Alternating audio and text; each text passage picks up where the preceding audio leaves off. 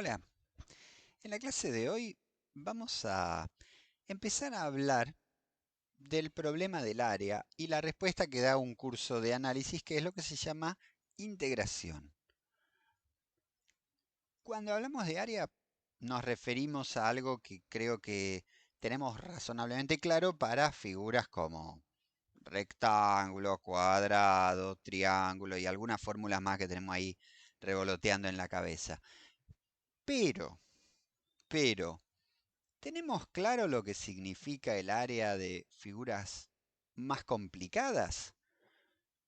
¿Qué quiere decir el área de una figura como esta que estoy dibujando aquí? ¿Qué es el área? Bueno, hablar de área, este es un buen momento para poner una pausa y pensar, no dejarme hablar a mí, sino pensar si tenemos una respuesta razonable para lo que es área. Hablar de área es dar un equivalente en alguna unidad que conozcamos. No sé cómo se verá en cada pantalla, pero en la mía esto más o menos ocupa 1 centímetro de lado. Entonces, podríamos pensar que yo lo que estoy haciendo aquí es dando un equivalente en centímetros cuadrados. O sea, estoy metiendo cuadraditos cuyo lado mide 1 centímetro. Y entonces cuento los cuadraditos que hay. Acá hay 10 cuadraditos. Y digo, bueno, mira, el área de esto es más o menos 10 centímetros cuadrados. ¿Por qué? Bueno, porque estoy dando un equivalente en alguna unidad reconocida. Claro, más o menos, ¿no? Acá empezaría la dificultad porque tendríamos que meter acá medio cuadradito, acá medio cuadradito, ya vamos 11, y acá otro medio y acá otro medio. Y entonces ahí empieza, bueno, empiezan las dificultades, ¿no? Podríamos decir que el área de la figura es aproximadamente 12 centímetros cuadrados. Y en general 12 unidades cuadradas según lo que midieran estos cuadraditos. Por supuesto, sabemos que es un poco más el área verdadera porque dejé algunos baches. Y ahí empezaría un asunto bastante sutil, y de eso vamos a hablar hoy. Y es cómo vas rellenando estos baches. Piensen ustedes que esta figura curvilínea no hay manera de llenarla exactamente con cuadraditos, pero lo que uno sí puede hacer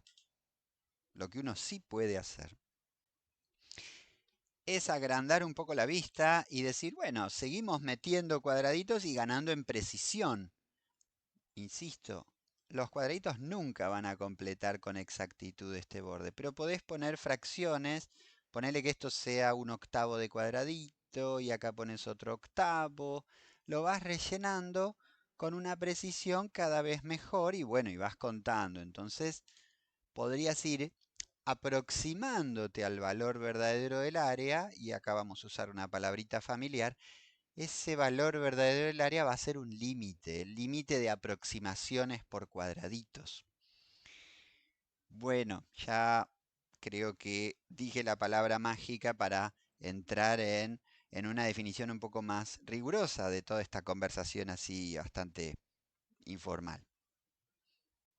Bueno, ahí tenemos el gráfico de una función muy conocida y la propuesta va a ser calcular el área de la región que queda por debajo de su gráfico. Me estoy refiriendo a esta región, es decir, entre el gráfico de la función y el eje horizontal queda una región, vamos a elegir calcularla entre 0 y 2, por elegir algún valor. Y claro, piensen un momento y van a ver que no hay una fórmula así tradicional como para el triángulo o el círculo o el cuadrado. No hay una fórmula de área y media así súper conocida. Vamos a obtenerla, pero bueno, va a ser un trabajo. Entonces, ¿qué es lo que vamos a hacer? Una variante de lo que dije hace un rato. Vamos a aproximar el área de esta región a través de figuras que ya conocemos, en este caso rectángulos. Miren, vamos a construir rectángulos. ¿De qué manera? Por ejemplo, una primera aproximación sería esta. Voy a construir un rectángulo Después vamos a construir más, pero en principio un rectángulo que tiene, bueno, para este caso el rectángulo tiene por base a todo el dominio en el que estamos concentrados, desde 0 hasta 2, ¿y qué altura le elegimos? El valor de la función en el punto medio. En este caso el punto medio es 1 y la función en 1 vale 1. Entonces, elegimos eso como, em, como altura del rectángulo aproximador del área. Ya podríamos decir, y aprovecho para presentar una notación, miren esto. Esta es la notación con la que vamos a tener que familiarizarnos. Vamos a leerlo como integral de x cuadrado entre 0 y 2, diferencial x, se lee esto, no voy a abundar mucho ahora, simplemente nos indica con respecto a qué variable estamos considerando. Nos dice que es, atención, no es un igual, aproximadamente igual a 2. ¿Por qué aproximadamente igual a 2? Porque es el área del rectángulo con el que aproximamos al gráfico. Visiblemente este rectángulo no es una aproximación de superlujo de, de la región, pero es una primera aproximación. ¿Cómo se hace para mejorar la aproximación? Se ponen más rectángulos. Vamos a poner, por ejemplo, dos rectángulos. Entonces, se repite el argumento de hace un momento. Digo, armo lo que se llama una partición del dominio, es decir, elijo puntos del dominio, en este caso elijo 0, 1 y 2. Al elegir 0, 1 y 2, lo que me queda es, quedan delimitados dos intervalos, el que va de 0 a 1 y el que va de 1 a 2. Entonces, en el intervalo 0, 1, ¿qué hago? Evalúo la función en el punto medio, 0,5 al cuadrado, es decir, 0,25. Y, y en el intervalo 1, 2 evalúo la función en el punto medio, en 1,5, que me queda 2,25. Bueno, construyo rectángulos con las alturas que acabo de decir. ¿Y qué voy a hacer ahora? Lo de antes, es decir, medir las áreas de esos rectángulos y usarlas como aproximación del área. En este caso habría que hacer 1 por 0,25 te da el área del primer rectángulo y 1 por 2,25 y te da el área del segundo rectángulo. Se suma eso, o sea, 2,25 y 0,25 te da acá lo que corresponde. Y ya se imaginarán que, de vuelta, no es una gran aproximación, pero la idea es que poniendo más y más rectángulos, o sea, haciendo particiones más finas, vamos a lograr aproximaciones cada vez de mejor calidad para el valor verdadero del área. El valor verdadero del área va a ser, ya estarán sospechándolo, el límite para n tendiendo a infinito. Es decir, cuantas más fina es la partición, más parecida va a ser esta colección de rectángulos a la región que estamos estudiando. Noten por favor que esto es un límite, porque de hecho los rectángulos nunca van a ser iguales que, que la región delimitada por el arco de parábola, pero pueden ser muy parecidos. No iguales en este caso, pero sí muy parecidos. Fíjense que a medida que n se va volviendo grande, a simple vista no logramos distinguir la colección de rectángulos del arco de parábola, aunque sabemos que no son iguales. ¿Sí?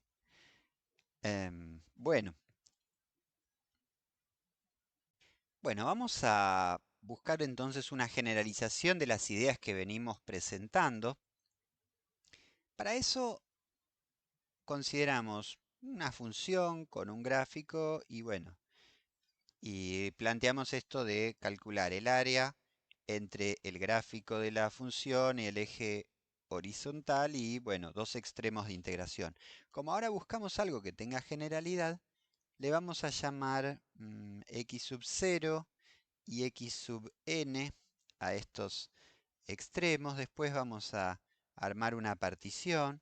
Esa partición va a ser eh, de manera tal que vayan quedando segmentos siempre de igual longitud, x sub 1, x sub 2. En general, podrían ser muchos estos subintervalos. Vamos a tratar de indicar un intervalo genérico al que voy a denominar Atención con esto, van a tener que mirar bien esa notación. X sub i menos 1, X sub i. Y claro, ¿qué vamos a hacer? En cada intervalo de los que van quedando determinados, elegimos un puntito que se llama de muestra. No tiene por qué ser el punto medio, aunque si quieren podríamos imaginar que es el punto medio, pero la verdad es que no estamos obligados. La definición que vamos a plantear es más amplia. Por ejemplo, este va a ser x sub 1 estrella. ¿Y qué hacemos?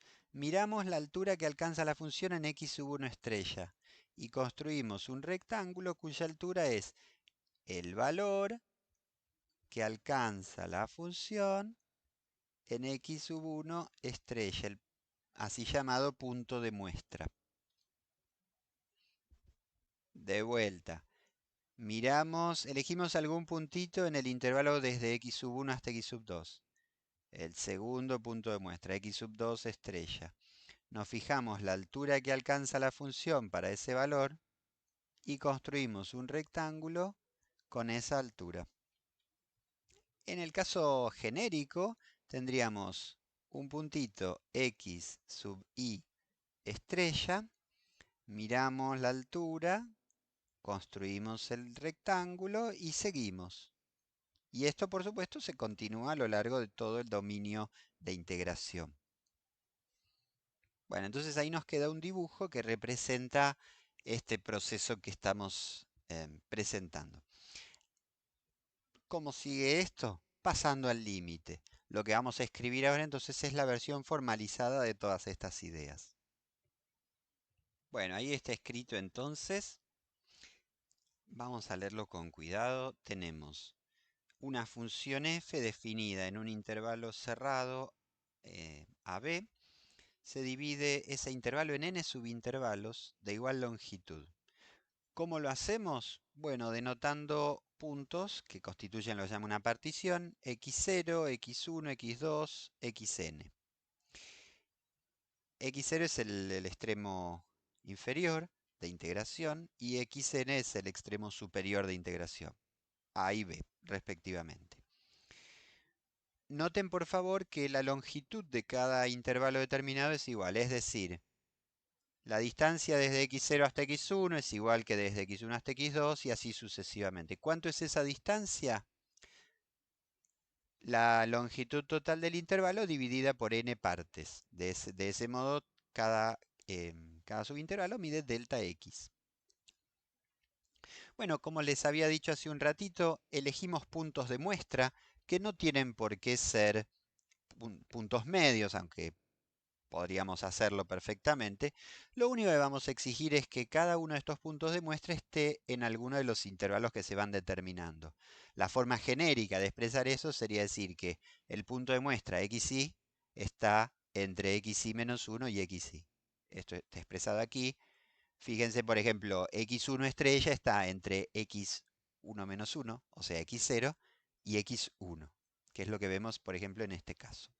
Bueno, ahí está entonces la forma con la que vamos a organizar esto y ahora sí definimos, vamos a decir que la integral definida, ese es el nombre que le vamos a dar, la integral definida de la función f entre a y b es el límite para estas sumas. Miremos un poquito qué son estas sumas. Esta notación ya la habíamos presentado hace un rato. Justamente vamos a leer la integral definida entre a y b de f de x. Este delta e diferencial x simplemente denota la variable de integración. No le vamos a dar por ahora más importancia. Miremos el límite. ¿Qué es esta suma? Esta suma precisamente lo que hace es representar a los rectángulos. Porque fíjense, nos dice f de x1 estrella por delta x. O sea, la altura que se alcanza en x1 estrella por la longitud de la base, que siempre es delta x. O sea que estaríamos poniendo el área de este rectángulo. Digo área para el caso en el que la función sea positiva. Si es negativa, bueno, va a haber un cambio de signo. Después voy a abundar sobre eso. Pero en principio, si me permiten, vamos a pensarlo para el gráfico de una función positiva, aunque esta definición es más amplia. Lo que estaríamos haciendo aquí entonces es considerando el área que aporta cada uno de estos rectángulos. Y claro, hay que tomar límites, porque tenemos que imaginarnos que realizamos rectángulos cada vez más finitos, y si esas sumas de rectángulos cada vez más finitos, que copian cada vez mejor al gráfico de la función, van convergiendo a algún valor, van tomando un límite, entonces ese valor límite es el límite de aproximaciones por rectángulos a la figura que estamos mirando, y lo vamos a definir como la integral. Bueno, por supuesto, en tal caso vamos a decir que f es una función integrable en el intervalo AB. Bien, ya que estamos, permítanme presentar una notación que resume esto, y es la siguiente. Así ya nos vamos acostumbrando. Esta es la letra sigma griega y se usa para representar sumatorias, no es casual. En este caso sería la sumatoria desde 1 hasta n de f de x y estrella por delta x. Piensen un momento que acá lo que estoy diciendo es, hace que la i recorra los valores entre 1 y n. Cuando la i vale 1, ¿qué tenés? F de x1 estrella delta x, este término. Cuando la i vale 2, ¿qué tenés? F de x2 estrella delta x, tenés este término. Y así la iba recorriendo todos los términos y sumándolos hasta que la i alcanza el valor n y tenés f de x en estrella delta x, este último. Fíjense que nos quedó una escritura más compacta de lo mismo. Algunas cuestiones de nomenclatura que podríamos decir, vamos a hablar de extremo inferior de integración, extremo superior de integración. Esto, la f va a ser el integrando, o sea, aquello que integramos. Em, y esta suma, la voy a señalar en su versión compacta. Esto es lo que se va a llamar una suma de Riemann. Bernard Riemann es uno de los matemáticos que desarrolló justamente la teoría de la integración, tal y como la conocemos actualmente. Así que bueno, un poquito de vocabulario. Vamos a pasar ahora a hacer algunas observaciones sobre la integral. Bueno, una primera observación.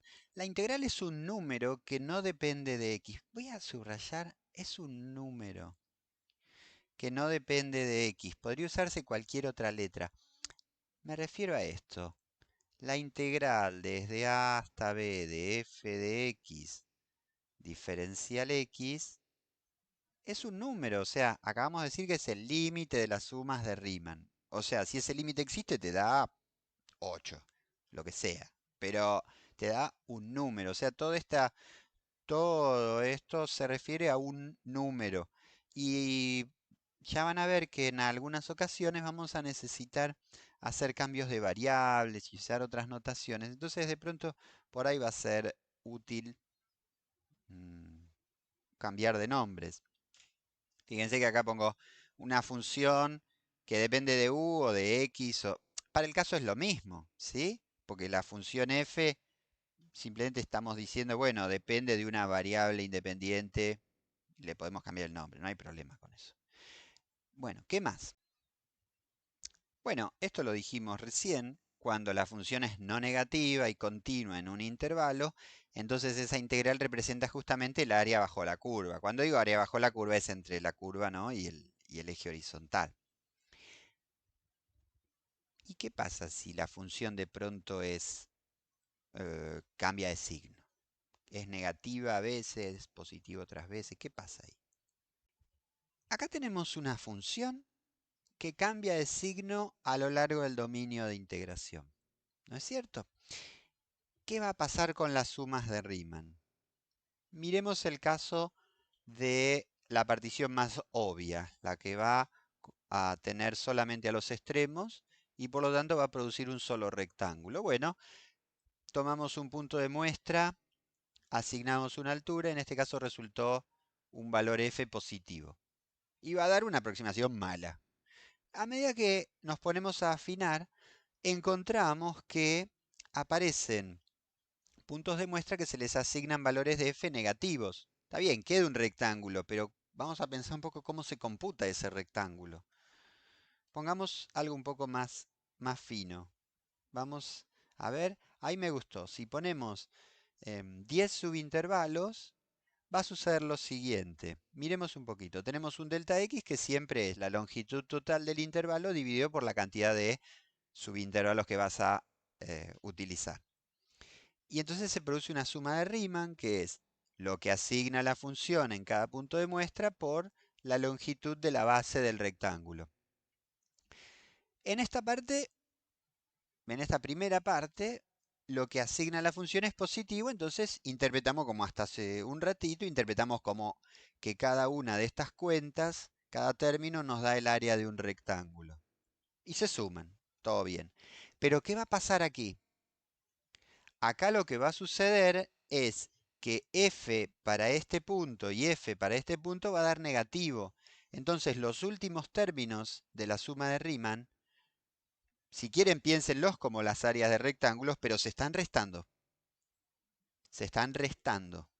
¿Por qué? Porque f para este punto y f para este punto dan negativo. Entonces, si se quiere, podemos interpretar esta suma como un área neta, es decir, la diferencia entre área por encima del eje horizontal y área por debajo del eje horizontal. Por eso digo área neta, diferencia de áreas por encima y por debajo del eje horizontal. Eso es lo que tenemos que interpretar cuando integramos una función con cambios de signo. Bueno, ahí dejé por escrito entonces esto. Quizás es un buen momento para hacer una aclaración. Cuando la función es positiva, la integral es el área bajo la curva. Recordemos, tengamos en claro que el área tiene que ser un valor positivo. Entonces, cuando una función tiene cambios de signo, como la que acabamos de ver, lo que en todo caso mide, esto que escribí, el área neta, es la diferencia entre el área de la región por arriba del eje horizontal y la región por debajo del eje horizontal. Mide una diferencia de áreas, pero el área no es negativa. En todo caso, lo que te está diciendo, supone que vos integras y te da negativo, quiere decir que hay más área por arriba del eje horizontal que lo que hay por debajo del eje horizontal. Pero el valor del área como tal es positivo. Bueno, vamos a señalar sin demostración algunas propiedades importantes. Empiezo por enunciar un teorema que nos dice una condición suficiente para que la integral sea realizable, para que exista la integral. Bueno, esto es fácil de decir, pero no es fácil de demostrar. No nos vamos a meter con la demostración porque es bastante técnica. Creo que no va a aportar mucho en un primer curso. Además, me parece que es, vamos a decirle así, aceptable, que si una función es continua, entonces su gráfico no hace cosas demasiado extrañas y por lo tanto debería poder calcularse la integral. No demostré nada, simplemente lo digo, pero fíjense lo poderoso que es este resultado en el sentido de que la mayor parte de las funciones que nosotros estudiamos son continuas o al menos son por tramos continuas y las vamos a poder integrar. Y eso es lo que nos va a venir bien para este curso. Miremos algunas cosas más sobre la integral. Bueno, ahí tenemos un gráfico de una función. Por sencillez la elegí positiva, pero esto no influye en lo que voy a señalar ahora. Vamos a mirar un intervalo de integración que va desde A hasta B y vamos a elegir algún puntito C en el que podría ser interior, aunque en realidad se puede ampliar lo que voy a decir. Basta con que la función esté definida y sea integrable en la región. Primero voy a plantear lo que significa integrar desde A hasta el mismo A. Piensen un momento, antes de que yo lo revele, pongan la pausa y piensen qué significa integrar desde A hasta el mismo punto A.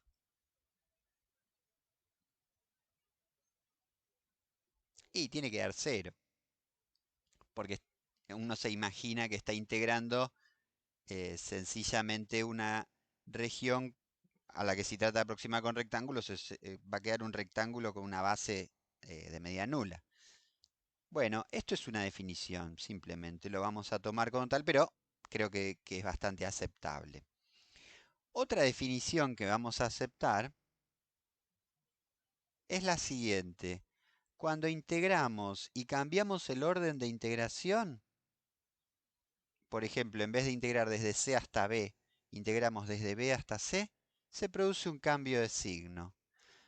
Esta es más técnica, la vamos a aceptar también como una definición, por ahí es más difícil de justificar, pero si lo meditan un poquito, van a ver que es coherente con todo lo que sigue. Más que nada viene por ahí la definición. No estoy demostrando nada. Son definiciones que trato de justificar un poquito.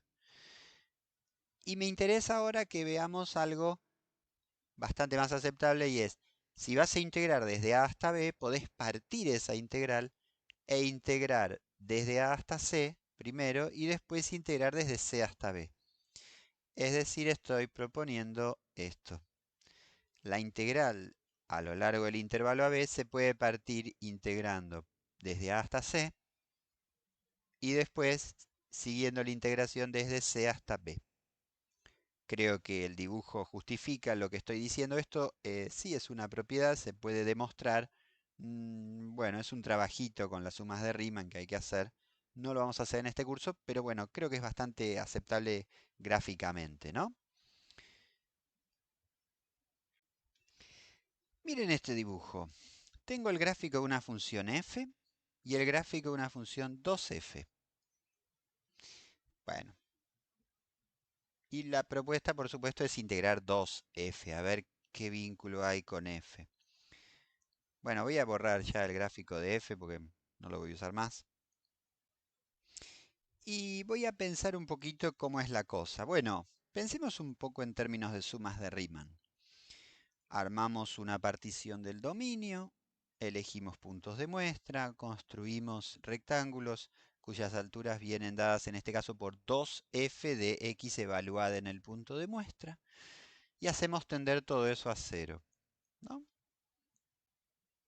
Ahí tenemos el cuenterío. La integral de 2f de x es, bueno, la suma de Riemann, 2f evaluada en x1, 2f evaluada en x2, 2f evaluada en xn, siempre estrellas, son los puntos de muestra, multiplicados por delta x, la longitud de los intervalos, y hay que ver si este límite tiende a algo. En la medida en que este límite tienda a un valor, bueno, ese valor será la integral. Pero claro, en este límite podemos llevarnos un 2 como factor común. Y este límite que queda aquí efectivamente existe porque este límite es la integral de f. Suponemos que f es integrable. Entonces, la conclusión ¿cuál sería? Que si vos vas a integrar dos veces una función integrable, te queda dos veces la integral de la función original.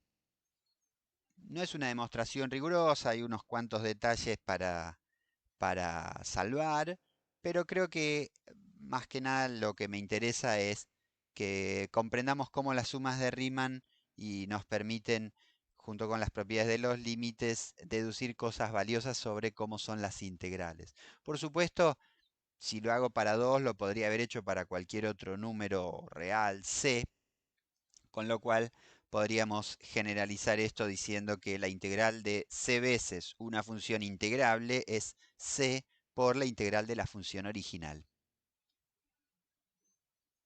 Vamos ahora a mirar el caso de la suma de funciones. Tenemos en este dibujo una función f, una función g y la función suma. Fíjense que la función suma, lo podemos mirar un poquito, tiene para cada valor del dominio, alcanza la altura que es la suma entre la altura de g y la altura de f. Acá está entonces la función suma. Y es para esta función suma que vamos a armar sumas, valga la redundancia, de Riemann. Entonces armamos una partición y elegimos puntos de muestra. Y para esos puntos de muestra calculamos la función suma. ¿Cómo se calcula? Y es f de x y estrella más g de x y estrella. Acá está escrito bueno, para una partición dada, la función evaluada en el primer punto de muestra por la longitud del intervalo de integración, de la longitud del subintervalo, mejor dicho. Bueno, hacemos toda esta suma de Riemann.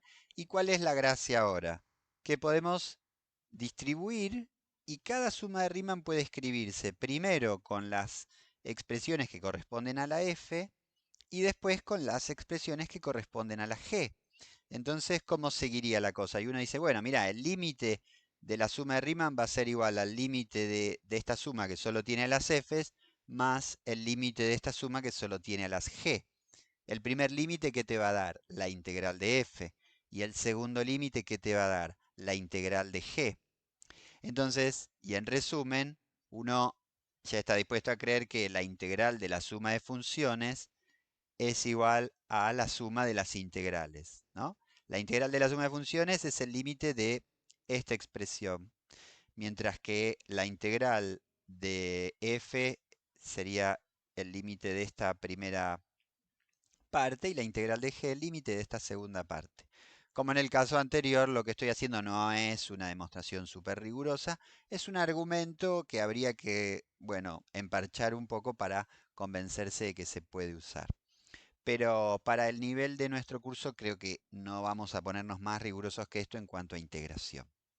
Así que ahí tenemos otra propiedad importante. Les dejo, para terminar esta tanda de propiedades, enunciada una propiedad que creo que va a ser bastante verosímil, bastante creíble, pero me gustaría que la piensen ustedes. Vamos a decir lo siguiente, si para todo x en un intervalo la función f es mayor o igual que la función g, entonces la integral de f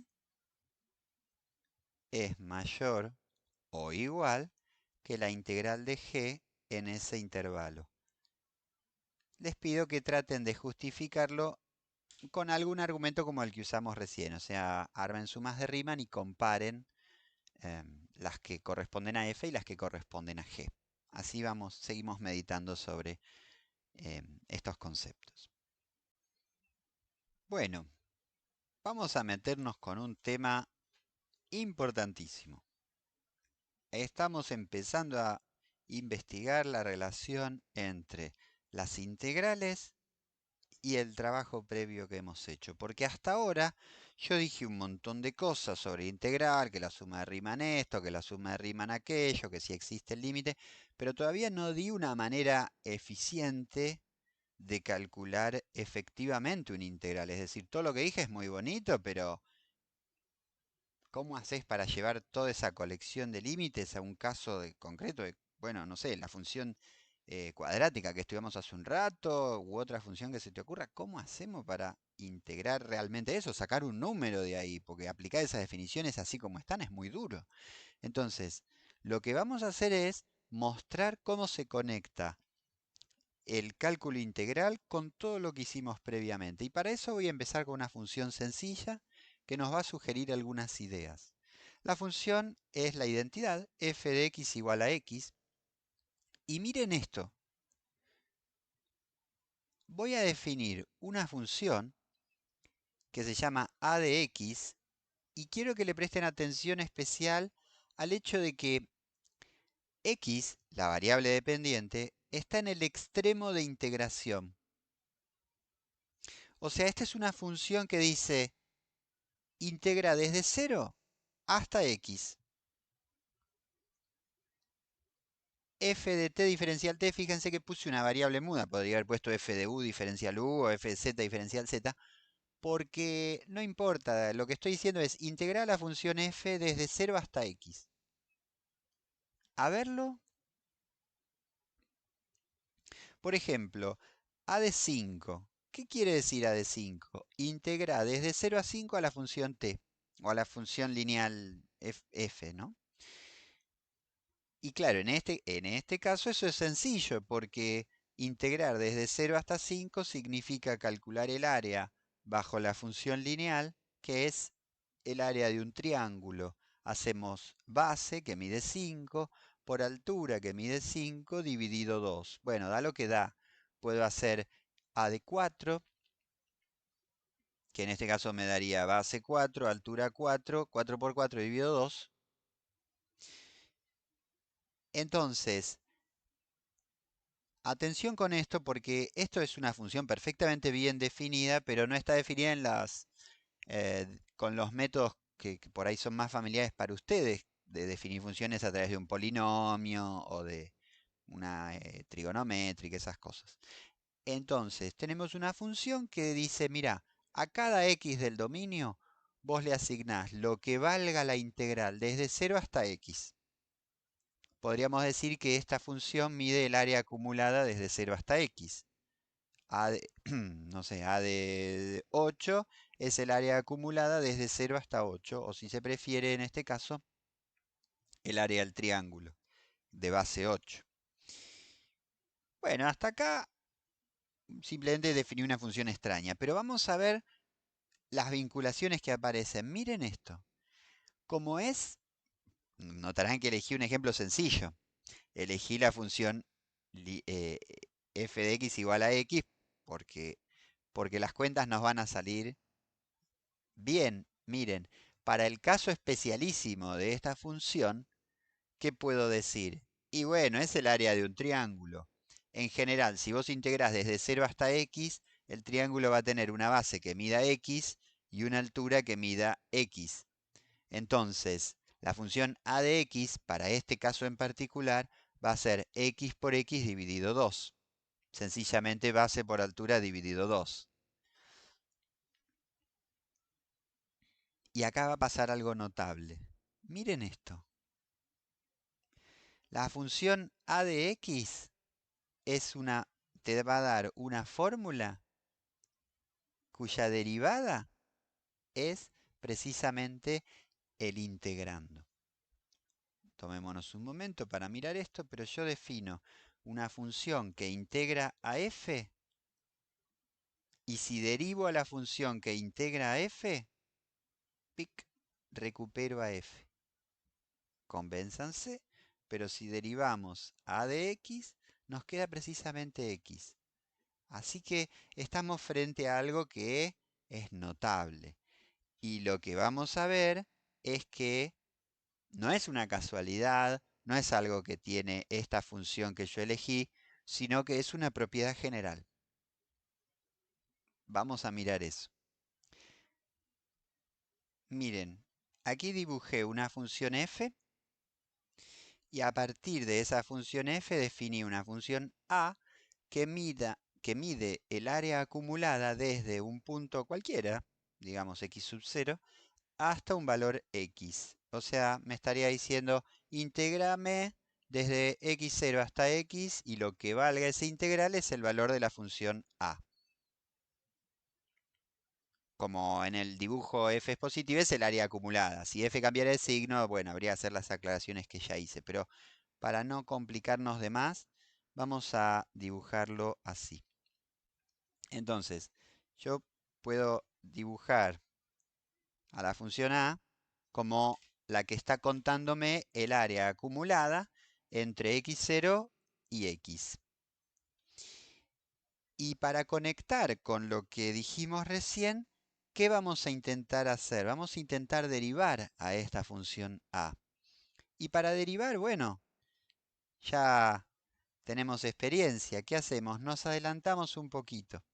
Hacemos x más h. Y la derivada entonces va a involucrar a la función a evaluada en x más h, a la función a evaluada en x. Miremos un poco. A ver, ¿qué es la función a evaluada en x más h? Sería la integral desde x0 hasta x más h de f de t. Muy bien. ¿Y cómo sigue la historia? Bueno, hay que armar el famoso cociente incremental. Evaluamos la función en x más h, restamos la función en x y dividimos por h. Y en este caso, ¿qué va a suceder? A ver, voy a escribir así. Va a ser, bueno, integral desde x0 hasta x más h. Permítame escribir de f nada más para que no se ponga tan pesada la notación. La integral desde x0 hasta x. Todo esto sale dividido por h. Integral de f, ¿no? Bueno, a ver, y ahora es el momento de empezar a usar propiedades. Miremos un poquito. Vamos a poner acá una llamada para que no se nos confunda con el resto del trabajo. A la resta esta que tenemos aquí la vamos a escribir de la siguiente manera.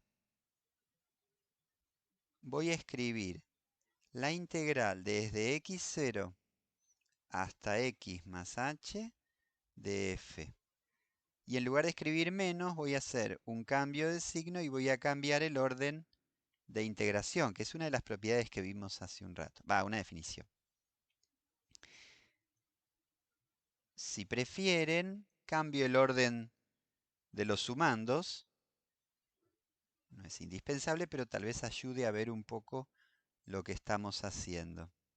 Sencillamente estoy conmutando, escribiendo con el orden cambiado, los sumandos. ¿Por qué?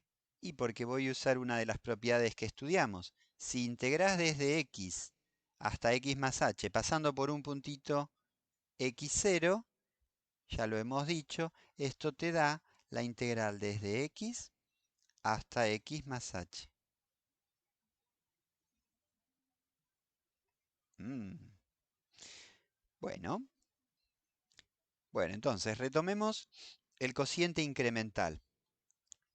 A de x más h menos a de x dividido por h. Acabamos de decir que esto es la integral desde x hasta x más h de f dividido por h. Paremos un momento. ¿Tiene sentido esto que estamos escribiendo? O dicho de otra manera, ¿estamos dispuestos a creerlo? ¿Qué es a de x más h? A de x más h es el área acumulada desde x0 hasta x más h. ¿Y a de x qué es? El área acumulada desde x0 hasta x. Si vos haces la resta, ¿qué es lo que esperaríamos estar calculando? La resta entre a de x más h y a de x debería ser la diferencia de áreas. La diferencia entre el área acumulada hasta x más h y el área acumulada hasta x. Y eso es lo que está reflejando esta fórmula. Dice, bueno, la diferencia es la integral desde x hasta x más h. Así que la fórmula es consistente con lo que uno geométricamente esperaría. ¡Qué bien! A ver si nos animamos a aproximar esto. Vamos a hacer lo siguiente. Vamos a decir, bueno, estamos tratando de calcular una integral que se puede aproximar con un rectángulo, como venimos haciendo. Esto ya no debería sorprender tanto. ¿Cómo calculamos esta integral? La podríamos aproximar como un rectángulo cuya base mide h. Noten por favor que este rectángulo va desde x hasta x más h, la base mide h. ¿Y la altura cuánto mide? Y podríamos, por ejemplo, evaluar en x. Esto, por supuesto, tiene sentido en la medida en que h sea pequeño. ¡Ay, mira vos! Mira vos. ¿Qué pasa ahora? Si tomamos límite, esta primera expresión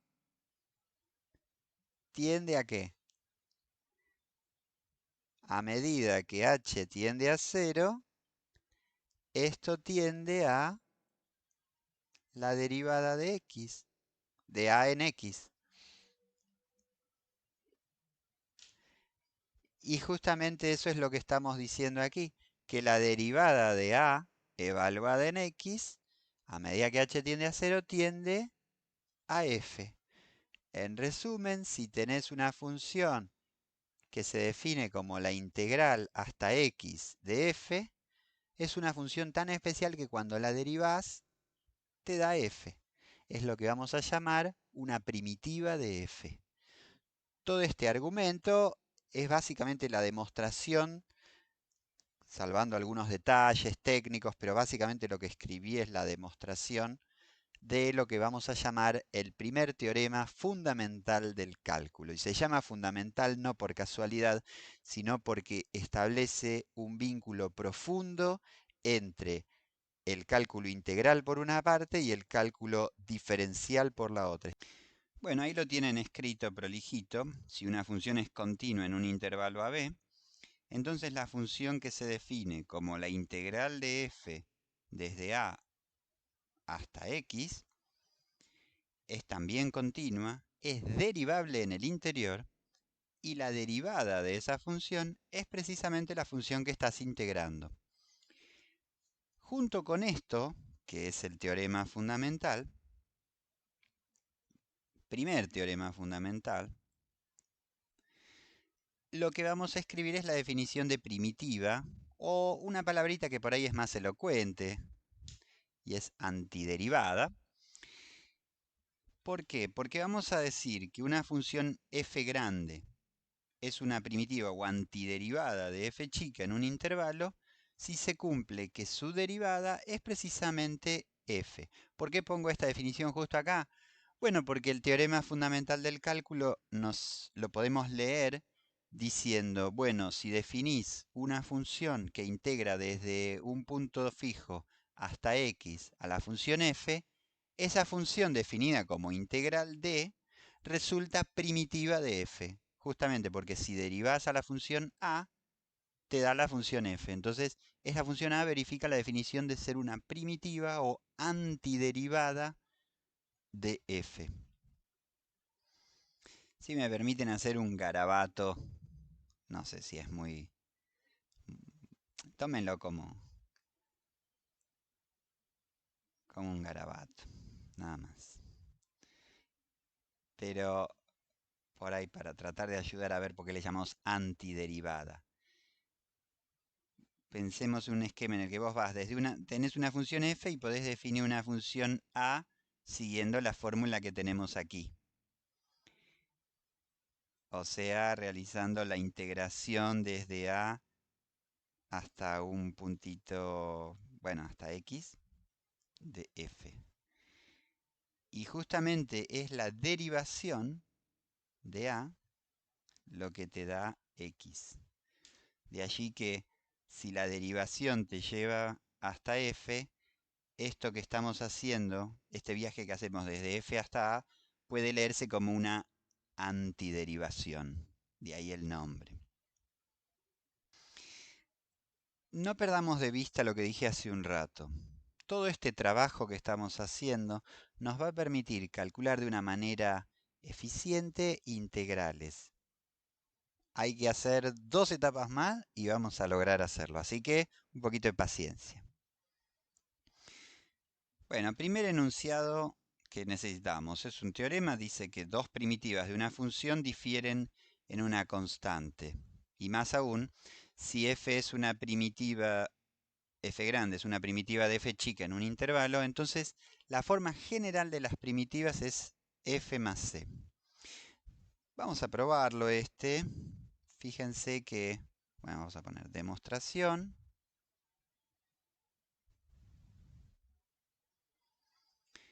En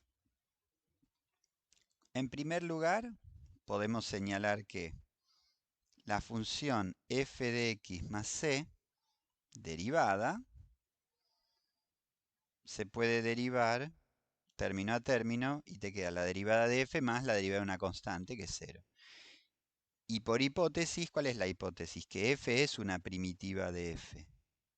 F grande es una primitiva de f chica. ¿Qué estoy diciendo con esto? Que las funciones de la forma f de x más c son primitivas. Primera cosa.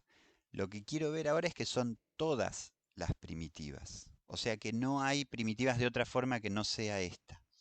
Para lo cual, supongamos que, vamos a decir, sea g de x primitiva de f chica. O sea que la derivada de g es f.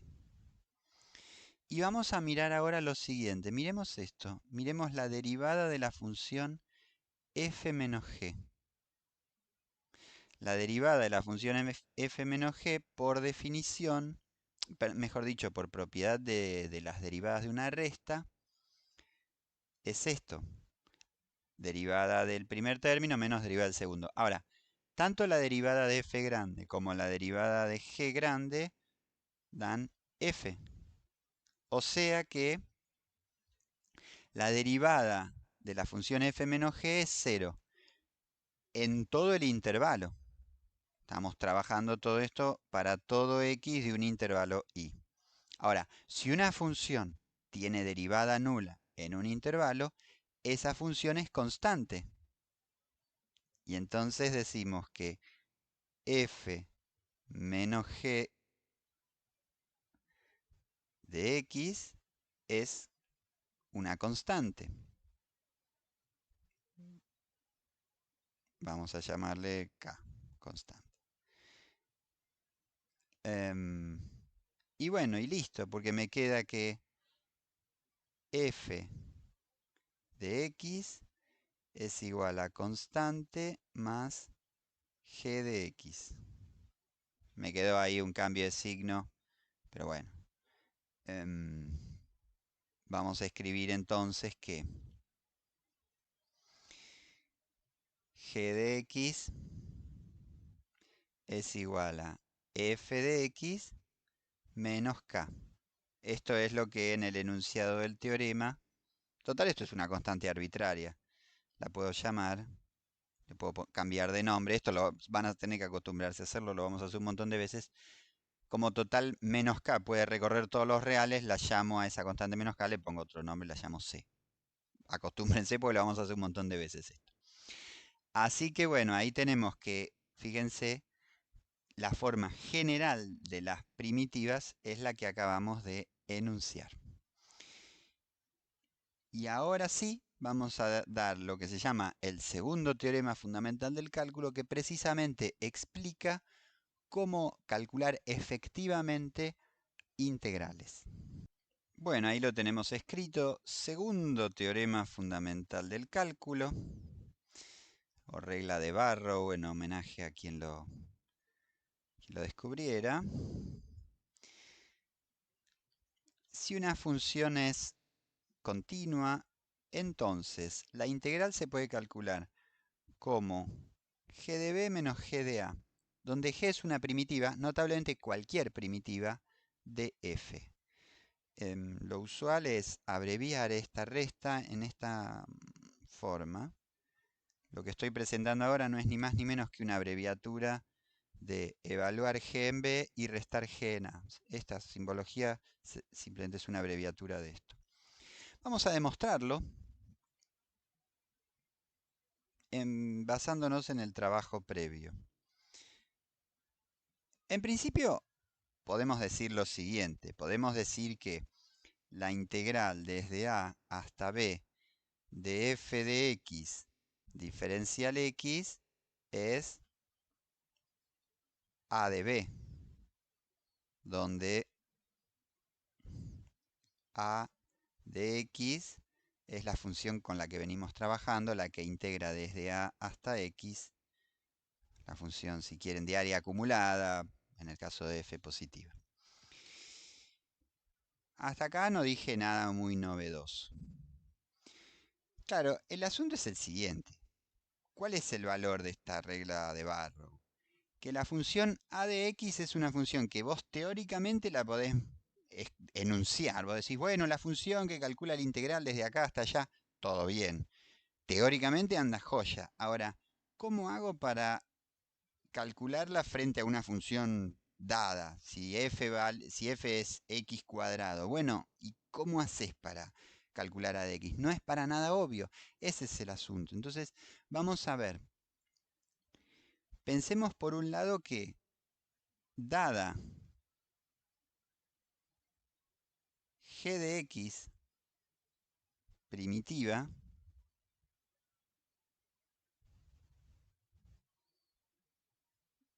¿qué tenemos?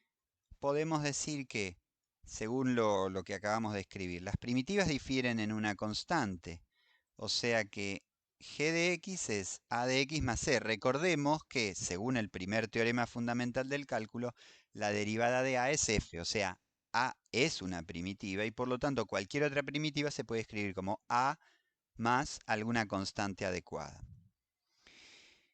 Avancemos un poquito más. Nosotros necesitamos calcular a de b. ¿Y g de b qué vendría a ser? Bueno, tiene que ser a de b más constante. Claro, ¿qué nos está pasando acá? A de b es la integral que realmente querríamos calcular. Y g de b se nos desplaza un poquito. Acá hay un desplazamiento. ¿Cómo se arreglan las cosas? A ver, miremos un poco más. ¿Quién es g de a? G de a es a evaluado en a más constante. ¿Quién es? ¿Cuánto vale a evaluado en a? Miremos. A evaluado en a es la integral desde a hasta a. Buenísimo. Entonces esto es un cero. De donde se deduce que la constante vale g de a. Lo vamos a escribir, no estamos tan apurados. La constante vale g de a. Y entonces en esta fórmula yo puedo escribir que g de b es igual a de b más la constante. ¿Quién es la constante? Lo acabo de decir, es g de a. Y despejo. Despejo a de b como g de b menos g de a. Esto es precisamente, ya lo dijimos hace un ratito, esta es precisamente la integral. Y te quedó, bueno, la fórmula. La integral de la función es la primitiva evaluada en el extremo superior menos la primitiva evaluada en el extremo inferior de integración. ¿Cuál es la ventaja de haber hecho todo este paseo por las propiedades de las integrales? Que el problema entonces de calcular integrales ahora se reduce a conocer una primitiva, cualquiera. Si lográs encontrar una primitiva de la función que querés integrar, listo, ya tenés todo cocinado. Hay que encontrar la función, ni más ni menos que encontrar una primitiva cualquiera de la función que pretendés integrar. Vamos a ver un ejemplito. Al comienzo de esta clase hicimos una estimación del área bajo la curva de la función cuadrática entre 0 y 2 y nos dio 2,67 aproximadamente. Pero no era el valor exacto. Simplemente era la aproximación al poner 100 rectángulos. ¿Qué es lo que vamos a hacer ahora? Vamos a calcular el valor exacto. ¿Y cómo lo vamos a hacer? Con la regla de Barrow. Bueno, ahí tenemos entonces la integral entre 0 a 2 de x cuadrado. Permítanme presentar esta notación. Fíjense lo similar que es, pero ahora no escribo extremos de integración. Esta notación se refiere a las primitivas de una función, en este caso la función x cuadrado. O sea, lo que estoy preguntándome es, ¿qué funciones cuando las derivás te dan x cuadrado? Y las primitivas de x cuadrado,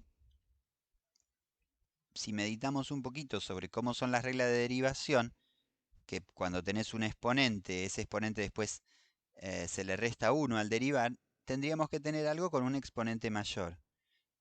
Si derivas x cubo, te va a quedar algo con x cuadrado. Pero si derivas x cubo, te va a quedar 3x cuadrado. Entonces, habría que arreglar las cosas para que la derivada diera exactamente x cuadrado. Fíjense que con un poquito de ingenio, en este caso a veces es difícil, pero con un poquito de ingenio pude encontrar una primitiva de la función x cuadrado. En rigor, cualquier función x cubo sobre 3 que se desplace por una constante también va a ser primitiva. Pero el teorema fundamental del cálculo, en la regla de Barrow, nos dice, usa cualquier primitiva. Bueno, nosotros usamos la primitiva x cubo sobre 3. ¿Y qué se hace? Se evalúa entre 0 y 2. Entonces, evaluamos primero en 2 y después restamos la expresión evaluada en, bueno, en este caso sería en cero. Nos quedan 8 tercios. Si me permiten, lo voy a escribir como 6 tercios más 2 tercios, o sea, 2 enteros y 2 tercios, y eso explica que haya dado 2,6 periódico, que era la aproximación que habíamos logrado. La aproximación que habíamos logrado estaba hecha al segundo decimal, pero estaba lo más bien. Así que ahí tenemos un método eficiente para calcular realmente las integrales definidas. Bueno, basta para esta clase. Creo que hemos hecho bastante. Chau, chau.